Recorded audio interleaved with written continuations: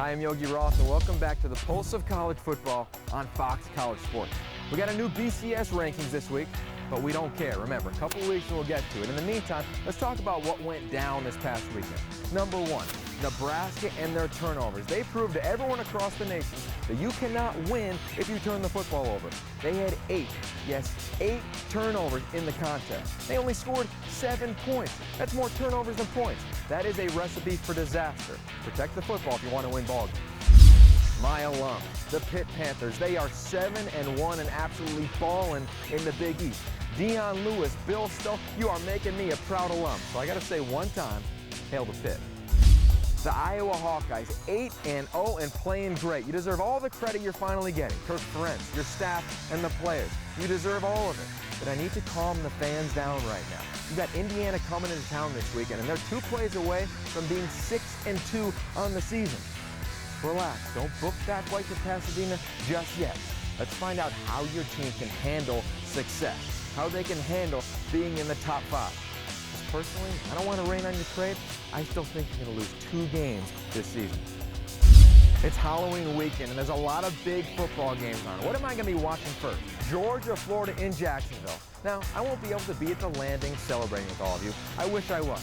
But I will be watching that Florida Gator offense and Tim Tebow.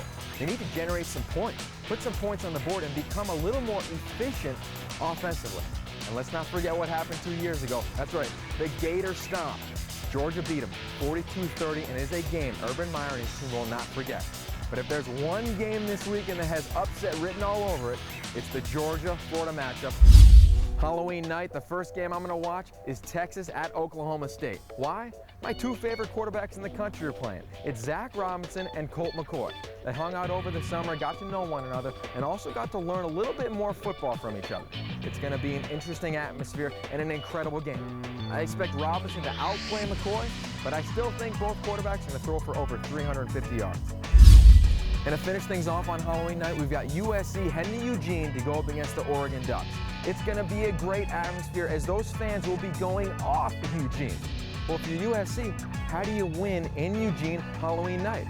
Defensively, you need to tackle well in open space. Make one-on-one tackles against that spread offense, or it may be a long night. And offensively, if you're Matt Barkley, well, number one, this is not Ohio State. This is not Cal. These fans will be crazy, and they'll be going on every single snap. Not when you're just backed up, or you're going into the end zone, or it's 3rd down. So you need to have an incredible focus every single time you're under center. Because at the end of the day, execution will quiet any crowd. Now look, I want to hear from you, the fan, via Twitter @Yogi Roth. What are your questions, your concerns? Who's in the top 5? Who should be invited to New York for the Heisman? Are my picks absolutely ludicrous? Let me know, because we are here every single week bringing you the pulse of college football on Fox College Sports. This is Fox College Sports.